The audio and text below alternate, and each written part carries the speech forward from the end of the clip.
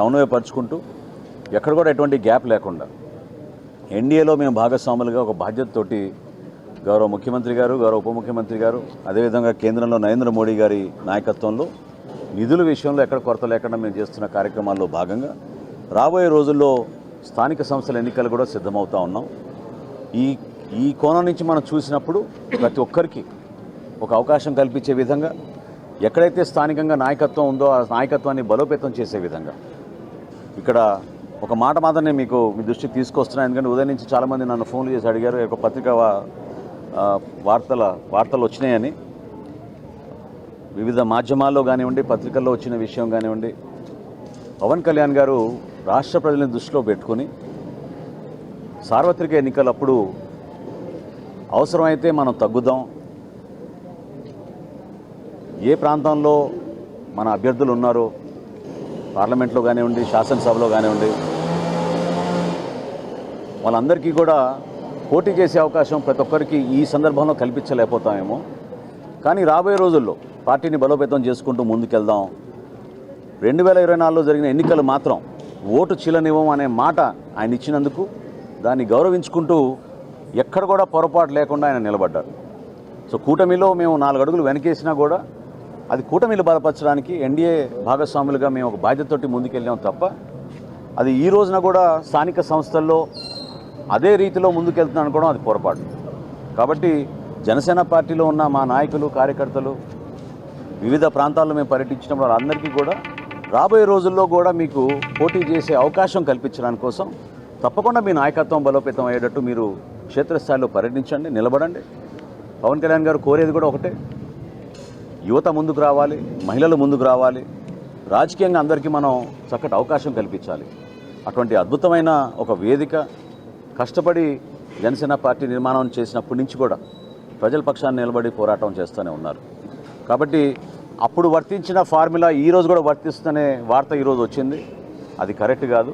మొన్ననే మాకు ఎన్డీఏ సమన్వయం చేసుకుంటూ మీటింగ్ చేసుకున్నాం. సో రాబోయే రోజుల్లో మన బలబలాలని బట్టి, మన నాయకత్వాన్ని బట్టి, ఏ మున్సిపాలిటీలో, ఏ జిల్లాలో ఎక్కడ మనకి నాయకత్వం బాగా ఉందో వివిధ పార్టీలని సమన్వయపరుచుకుంటూ Telugu Desam party, Janasena party, Bharatiya Janata party 3 కూడా ఒక బాధ్యతతోటి క్షేత్రస్థాయిలో నిలబడిన నాయకత్వాన్ని గౌరవించుకుంటూ వాళ్ళకి అవకాశాలు కల్పించుకుంటూ తీసుకెళ్లాల్సిన అవసరం ఖచ్చితంగా ఉంటుంది.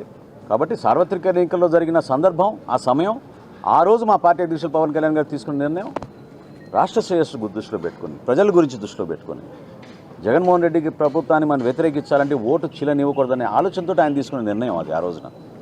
ఈ రోజున తప్పకుండా క్షేత్రస్థాయిలో మనం పర్యటిస్తున్నప్పుడు జనసేన పార్టీ నాయకుల, కార్యకర్తల ఆవేదనలు, వివిధ పార్టీల ఆవేదన కూడా మనం అర్థం చేసుకుని మన బలాబలాలను చెక్ చేసుకొని ప్రొఫెషనల్ రీతిలో నాయకత్వాన్ని పెంచుకునే విధంగా, ప్రజలకి మరింత చొరవగా మనం పనిచేసుకునే విధంగా, అభివృద్ధి కార్యక్రమాలు ఎక్కడ కూడా వెనకడుగు వేయకుండా స్పెషల్ ఫండ్స్ కూడా క్రియేట్ చేస్తామని మన ముఖ్యమంత్రి గారు చెప్పారు. ప్రతి నియోజకవర్గంలో, ప్రతి మున్సిపాలిటీలో కూడా వీటన్నిటిని మనం బేస్ చేసుకుని రాబోయే రోజుల్లో ఎన్నికలకు సిద్ధమయ్యే విధంగా మనందరం కూడా మన పార్టీ అధ్యక్షులు పవన్ కళ్యాణ్ గారు చెప్పినట్టుగా, అదేవిధంగా అక్కడ తెలుగుదేశం పార్టీ అధ్యక్షుడు చంద్రబాబు నాయుడు గారు, భారతీయ జనతా పార్టీ నుంచి నరేంద్ర మోడీ గారు ఇచ్చిన సూచనలతోటి రాష్ట్రాన్ని మరింత అభివృద్ధి చేసుకుంటూ ముందుకెళ్దామని ఈ సందర్భంగా తెలుసుకుంటున్నాను.